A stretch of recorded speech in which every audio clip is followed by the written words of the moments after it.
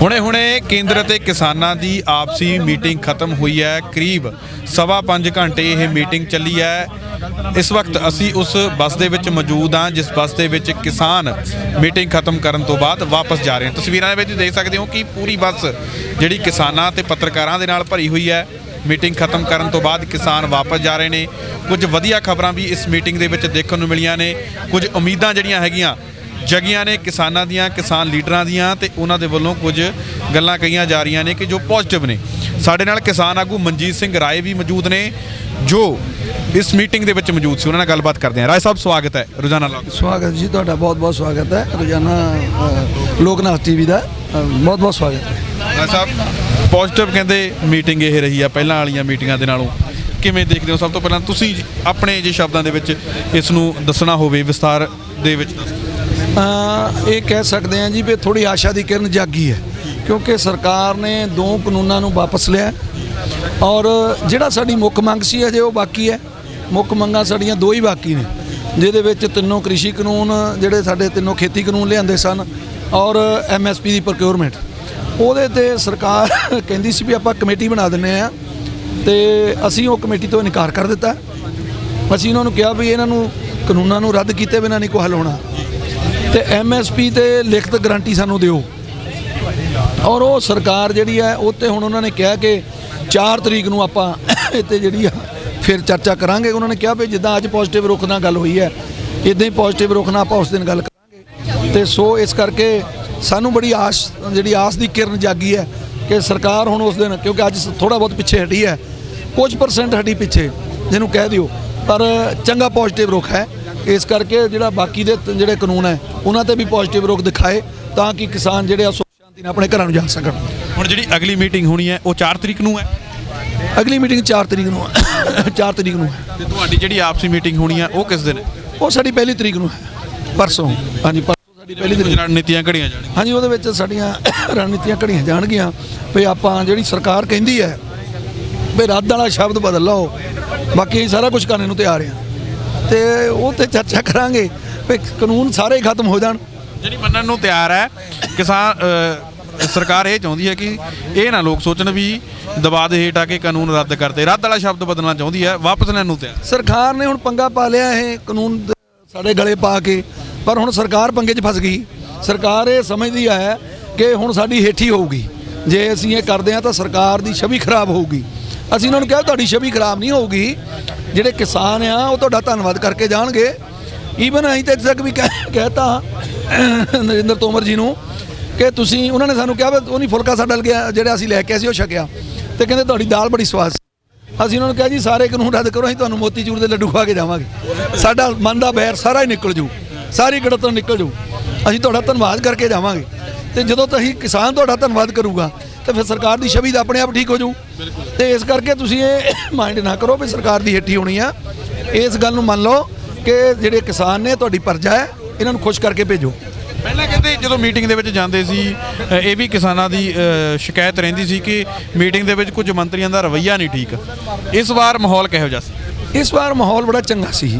ਚੰਗਾ ਇਸ ਕਰਕੇ ਕਹਿੰਦੇ ਆ ਕਿ ਸਰਕਾਰ ਨਾਲ ਜਿੰਨੀਆਂ ਅੱਜ ਗੱਲਾਂ ਹੋਈਆਂ ਹੱਸ ਕੇ ਹੋਈਆਂ, ਮਜ਼ਾਕੀਆ ਟਾਈਪ ਹੋਈਆਂ, ਤੇ ਉਹ ਬੜੀ ਚੰਗੀ ਇਹਨੂੰ ਕਹਾਂਗੇ ਪੋਜ਼ਿਟਿਵ। ਗਹਿਮਾ-ਗਹਿਮੀ ਵੀ ਹੋ ਗਈ ਸੀ ਤੋਮਰ ਸਾਹਿਬ ਤੇ ਰਾਜੇਵਾਲ ਸਾਹਿਬ ਦੇ ਵਿਚਕਾਰ? ਨਹੀਂ, ਕੋਈ ਵੱਡੀ ਗਹਿਮਾ-ਗਹਿਮੀ ਨਹੀਂ ਹੋਈ। ਉਹ ਤਾਂ ਸਰਕਾਰ ਦੀ ਪਾਲਿਸੀ ਹੁੰਦੀ ਹੈ ਵੀ ਜਿਹੜੇ ਗੱਲ ਸ਼ੁਰੂ ਕਰਨੀ ਹੈ ਤਾਂ ਉਹ ਬਿੰਦੂ 'ਤੇ ਚਰਚਾ, ਉਹ ਕਲੌਜ਼ 'ਤੇ ਚਰਚਾ। ਤੇ ਫਿਰ ਰਾਜੇਵਾਲ ਸਾਹਿਬ ਨੇ ਇਹ ਗੱਲ ਸਖਤ ਸ਼ਬਦਾਂ 'ਚ ਕਹਿਤੀ ਕਿ ਭਾਈ ਅੱਗੇ ਚਰਚਾ ਬਹੁਤ ਵਾਰੀ ਹੋ ਚੁੱਕੀ ਹੈ, ਅਸੀਂ ਤੁਹਾਨੂੰ ਜਿਹੜੀ ਪੱਤਰ ਲਿਖ ਕੇ ਭੇਜਿਆ ਸੀ ਵੀ MSP ਪ੍ਰੋਕਿਉਰਮੈਂਟ 'ਤੇ ਤੁਸੀਂ ਕੀ ਤੁਹਾਡੀ ਪ੍ਰਕਿਰਿਆ ਹੋਊਗੀ ਉਹਨੂੰ ਲਾਗੂ ਕਰਨ 'ਤੇ, ਤੁਹਾਡੇ ਜਿਹੜੇ ਖੇਤੀ ਕਾਨੂੰਨ ਹੈ ਇਹਨਾਂ ਨੂੰ ਰੱਦ ਕਰਨ 'ਤੇ ਤੁਹਾਡੀ ਕਿਹੜੀ ਪ੍ਰਕਿਰਿਆ ਹੋਊਗੀ, ਉਹ 'ਤੇ ਸਾਡੇ ਨਾਲ ਗੱਲ ਕਰੋ, ਅਸੀਂ ਉਹ 'ਤੇ ਗੱਲ ਕਰਨਾ ਆ। ਜੇ ਨਹੀਂ ਕਰਨਾ ਚਾਹੁੰਦੇ ਤਾਂ ਸਾਨੂੰ ਦੱਸੋ ਵੀ ਤੁਸੀਂ ਇਹ ਨਹੀਂ ਰੱਦ ਕਰਨੇ, ਨਹੀਂ ਤੁਸੀਂ MSP ਪ੍ਰੋਕਿਉਰਮੈਂਟ 'ਤੇ ਗੱਲ ਕਰਨਾ ਚਾਹੁੰਦੇ ਦੱਸੋ ਵੀ ਨਹੀਂ ਕਰਨਾ ਚਾਹੁੰਦੇ। ਤੁਸੀਂ ਸਾਨੂੰ ਇਹ ਗੱਲ ਸਾਫ਼ ਕਹਿ ਦਿਓ, ਅਸੀਂ ਮੰਨ ਲਾਂਗੇ, ਅਸੀਂ ਬਾਹਰ ਜਾ ਕੇ ਦੱਸਾਂਗੇ ਵੀ ਤੁਸੀਂ ਇਹ 'ਤੇ ਸਾਨੂੰ ਇਨਕਾਰ ਕੀਤਾ। ਤੇ ਫਿਰ ਉਹ ਪੋਜ਼ਿਟਿਵ ਰੁਖ 'ਚ ਆ ਗਏ। ਫਿਰ ਉਹਨੇ ਕਹਿੰਦੇ ਨਹੀਂ ਇੱਦਾਂ ਨਹੀਂ ਹੈ, ਅਸੀਂ ਗੱਲ ਕਰਨੀ ਚਾਹੁੰਦੇ ਖੁੱਲ੍ਹੇ ਮਨ ਦੇ ਨਾਲ। ਪਰ ਹੁਣ ਅਸਲ ਗੱਲ ਜਿਹੜੀ ਆ ਉਹ ਘੁਮਾ ਫਿਰਾ ਕੇ ਗੱਲ ਇਹ ਲਿਆਉਂਦੇ ਸੀ ਵੀ ਤੁਸੀਂ ਸਾਨੂੰ ਦੱਸੋ ਵੀ ਇਹਦਾ ਜਿਹੜਾ ਹੋਰ ਕੀ ਵਰਤਿਆ ਜਾ ਸਕਦਾ, ਹੋਰ ਇਹਦੇ ਵਿੱਚ ਕੀ ਹੱਲ ਹੋ ਸਕਦਾ ਰੱਦ ਨੂੰ ਛੱਡ ਕੇ।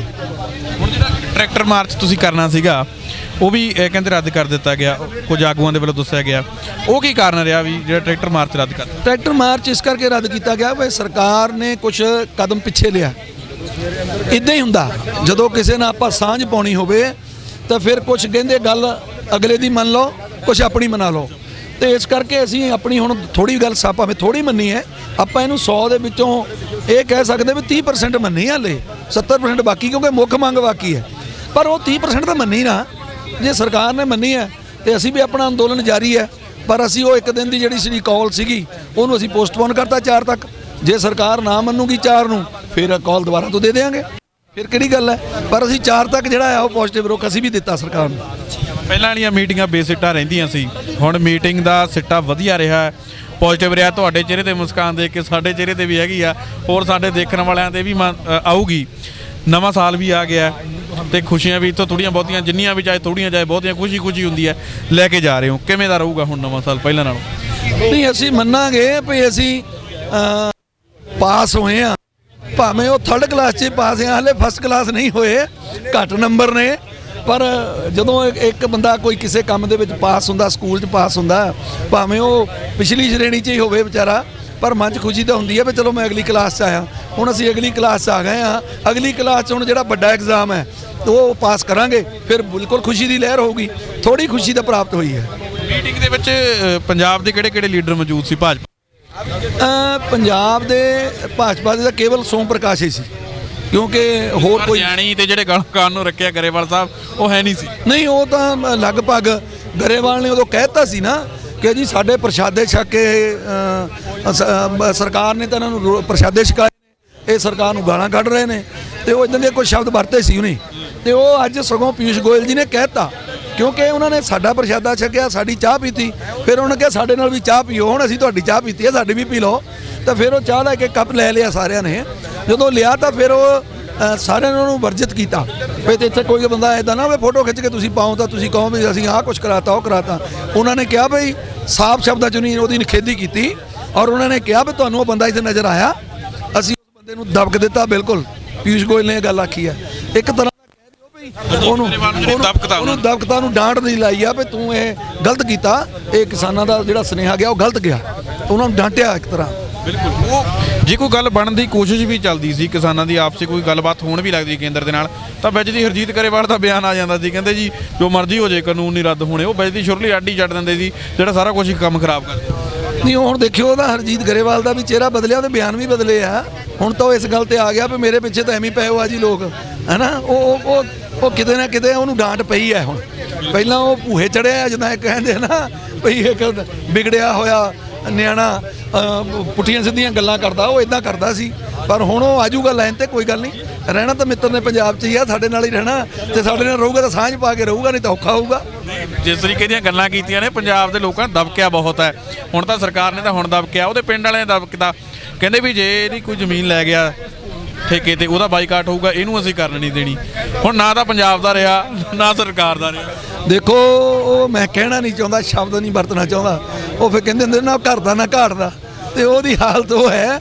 ਉਹ ਵੀਰ ਸਾਡਾ ਬੜਾ ਕੱਦ ਕਾਠ ਉਹਦਾ ਵੱਡਾ ਆ, ਉਹਨਾਂ ਬੜਾ ਸੋਹਣਾ ਇੱਜ਼ਤ ਮਾਣ ਵੀ ਸਤਿਕਾਰ ਵੀ, ਲੋਕ ਗਰੇਵਾਲ ਸਾਹਿਬ ਕਹਿ ਕੇ, ਗਰੇਵਾਲ ਗੋਤ ਹੈ ਜਿਹਦੀ ਬੜੀ ਲੋਕ ਰਿਸਪੈਕਟ ਕਰਦੇ ਆ। ਵੱਡੇ ਗਰੇਵਾਲ ਗੋਤ ਦੇ ਪਰਿਵਾਰ ਵੱਡਿਆਂ ਪਰਿਵਾਰਾਂ 'ਚੋਂ ਆਉਂਦੇ ਨੇ, ਔਰ ਉਸ ਬੰਦੇ ਨੇ ਤਾਂ ਸਾਰੇ ਪਰਿਵਾਰਾਂ ਦੀ ਵਿਚਾਰੇ ਹੇਠੀ ਕਰਾ ਕੇ ਰੱਖਤੀ ਸਾਰਿਆਂ ਦੀ। ਪਰ ਇੱਦਾਂ ਹੀ ਹੁੰਦੀ ਆ, ਕਿਤੇ ਨਾ ਕਿਤੇ ਕੋਈ ਨਲਾਇਕ ਪੁੱਤਰ ਵੀ ਜੰਮ ਪੈਂਦਾ ਪਰਿਵਾਰ 'ਚ, ਤੇ ਉਹ ਸਾਰੇ ਪਰਿਵਾਰ ਦੀ ਹੇਠੀ ਕਰਾਉਂਦਾ। ਉਹ ਇਦਾਂ ਦਾ ਹੋਇਆ। ਤੁਸੀਂ 38-40 ਜਾਣੇ, ਉਹਨਾਂ ਦੀ ਇੱਜ਼ਤ ਬਰਕਰਾਰ ਹੈ। ਅੰਦੋਲਨ ਦੇ ਵਿੱਚ ਲੱਖਾਂ ਲੋਕ ਬੈਠਾ, ਇੱਜ਼ਤ ਬਰਕਰਾਰ ਹੈ। ਜਿਹੜੇ ਬੰਦੇ ਨੇ ਆਪਣਿਆਂ ਨੂੰ ਛੱਡਿਆ, ਇਕੱਲੇ ਬੰਦੇ ਦੀ ਇੱਜ਼ਤ ਨਹੀਂ, ਉਹ ਆਪਣਿਆਂ ਨੂੰ ਛੱਡ ਕੇ ਉਹਨਾਂ ਨਾਲ ਜਾਂਦਾ ਸੀ। ਹੁਣ ਨਾ ਉਧਰੋਂ ਵੀ ਬੇਇੱਜ਼ਤੀ ਕਰਾਈ ਆ, ਤੇ ਆਪਣੇ ਘਰੋਂ ਵੀ ਬੇਇੱਜ਼ਤੀ ਕਰਵਾਈ। ਦੇਖੋ, ਜਿਹੜਾ ਇਹ ਤਾਂ ਹੈਗਾ ਹੀ ਹੈ, ਹਰ ਇੱਕ ਲੀਡਰ ਦੇ ਵਿੱਚ ਕੁਆਲਿਟੀ ਹੋਣੀ ਚਾਹੀਦੀ ਹੈ। ਉਹ ਲੀਡਰ ਹੁੰਦਾ ਹੈ, ਉਹ ਰਾਜਾ ਹੁੰਦਾ ਹੈ, ਉਹ ਮੰਤਰੀ ਹੁੰਦਾ ਹੈ ਜਿਹੜਾ ਆਪਣੀ ਪਬਲਿਕ ਨੂੰ ਵੀ ਖੁਸ਼ ਰੱਖੇ ਤੇ ਸਰਕਾਰ ਦੀਆਂ ਪਾਲਿਸੀਆਂ ਦੇ ਨਾਲ ਵੀ ਚੱਲੇ।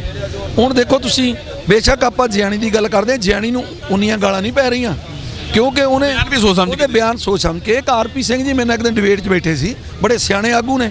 ਦੇਖੋ, ਇਹ ਤਾਂ ਉਹਨਾਂ ਦੀ ਮਜਬੂਰੀ ਆ ਨਾ। ਜਿਆਣੀ ਜੀ ਹੋ ਗਏ, ਆਰਪੀ ਸਿੰਘ ਹੋ ਗਏ, ਜਾਂ ਹੋਰ ਵੀ ਬੀਜੇਪੀ ਵਾਲੇ ਹੋ ਗਏ, ਜਿਹੜੇ ਕਈ ਅੱਛੀ ਸ਼ਬਦਾਵਲੀ ਵੀ ਬੋਲਦੇ ਆ, ਔਰ ਉਹ ਉਹਨਾਂ ਦੀ ਮਜਬੂਰੀ ਆ ਕਿ ਉਹਨੇ ਆਪਣੀ ਸਰਕਾਰ ਦੇ ਤਾਂ ਗੁਣ ਗਾਉਣੇ ਹੀ ਹੈ।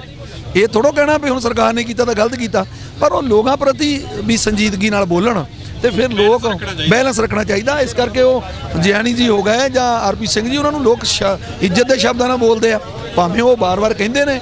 ਜਿਆਣੀ ਜੀ ਨੇ ਵੀ ਉਦੋਂ ਕਿਹਾ ਵੀ ਮਜਬੂਰੀ ਹੈ ਸਰਕਾਰ ਦੀ, ਸਰਕਾਰ ਜਿਹੜੀ ਹੈ ਰੱਦ ਨਹੀਂ ਕਰ ਸਕਦੀ, ਤੇ ਇਸ ਕਰਕੇ ਉਹਨਾਂ ਨੇ ਮਜਬੂਰੀ ਵੀ ਦੱਸਤੀ ਤੇ ਆਪਣੇ ਸ਼ਬਦ ਵੀ ਉਸ ਢੰਗ ਦੇ ਰੱਖੇ ਜਿਹਦੇ ਨਾਲ ਲੋਕ ਜਿਹੜੇ ਆ ਉਹ ਉਹਨਾਂ ਤੋਂ ਜ਼ਿਆਦਾ ਬਰਖਲਾਫ ਨਹੀਂ ਹੋਏ। ਗੱਲਬਾਤ ਕਰਨ ਲਈ ਧੰਨਵਾਦ।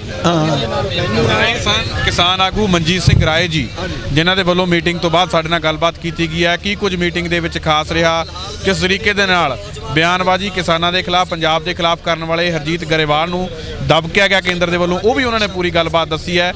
ਉਮੀਦ ਕਰਦੇ ਹਾਂ ਕਿ ਕਿਸਾਨਾਂ ਦੇ ਵੀ, ਕਿਸਾਨ ਪਰਿਵਾਰਾਂ ਦੇ ਵੀ, ਪੰਜਾਬੀਆਂ ਦੇ ਵੀ ਮਨ ਦੇ ਵਿੱਚ ਕੁਝ ਇਸ ਮੀਟਿੰਗ ਤੋਂ ਬਾਅਦ ਠੰਡ ਪਈ ਹੋਊਗੀ ਤੇ ਉਮੀਦ ਰੱਖ ਸਕਦੇ ਹਾਂ, ਕਿਉਂਕਿ ਉਮੀਦ ਦੇ ਸਿਰ ਤੇ ਦੁਨੀਆ ਕਾਇਮ ਹੈ ਤੇ ਅਸੀਂ ਇਸੇ ਉਮੀਦ ਨਾਲ ਅੰਦੋਲਨ ਲੜ ਰਹੇ ਹਾਂ ਕਿ ਅਸੀਂ ਜਿੱਤਾਂਗੇ।